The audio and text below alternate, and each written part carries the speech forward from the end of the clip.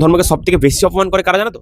একমাত্র হিন্দুরাই। এবার তোমরা ভাবছো যে হ্যাঁ আমি একজন হিন্দু এই কথা বলছি, তোমাদের গায়ে লেগে যাচ্ছে অনেকের, যারা অন্ধভক্ত গোবর খেকো তাদের গায়ে তো খুব লাগবে, ঠিক আছে? আজকে একটা ভিডিও দেখাবো, যে ভিডিওতে একদম পরিষ্কার করে দেবো যে সত্যিকারের দেখতে গেলে কিন্তু এই হিন্দুগুলাই কিন্তু আমাদের হিন্দু ধর্মের ঠাকুর দেবদেবীকে নিয়ে একদম হাস্যকর কৌতুক জিনিস বানিয়ে রেখেছে। আগে ভিডিওটা দেখো। দেয়ালে লাগানো আছে বলছে না, আপনি ঠাকুরের কোথায় রাখেন? মন্দিরে তো এই দেয়ালে কেন ইউজ করছেন? দাঁড়ান দাঁড়ান দাঁড়ান, বন্ধ করেছো তো? এই তো এই দেখুন ঠাকুরের ছবি লেগে রেখেছে মা মনসা। এই দেখুন আমি এখন দাঁড়িয়েছি ঢাকুরিয়া এটি চ্যাটার্জি রোডে।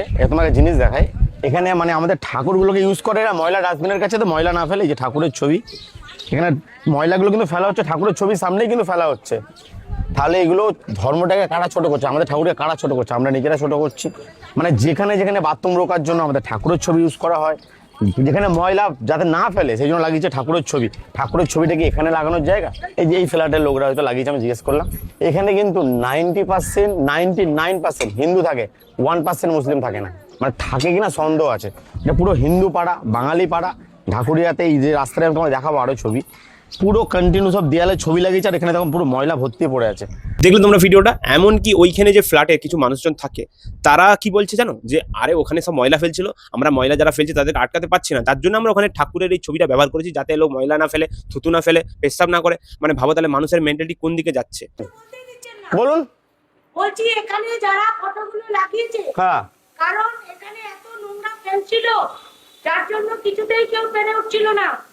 ঠাকুরের ফটো লাগানোর পরেও এখানে এরকম ভাবে নোংরা। আচ্ছা, মানে ঠাকুরের ছবি লাগানোর পরেও নোংরা হচ্ছে? তাহলে তাহলে এইটা দেখবে কে? প্রশাসন দেখবে না আপনারা দেখবেন? কে দেখবে? ঠাকুর দেখবে? কথাটা বলতে দিন। হ্যাঁ বলুন। যে লোকে ঠাকুরের ছবি দেখে হ্যাঁ, অন্তত ফেলাটা বন্ধ। আচ্ছা ঠাকুরের ছবিগুলো বন্ধ করেছে, দেখাই দিই ক্যামেরাটা নিয়ে। দাঁড়ান দাঁড়ান দাঁড়ান, বন্ধ করেছো তো? এই তো এই দেখুন ঠাকুরের ছবি লেগে রেখেছে মা মনসা। এই দেখুন।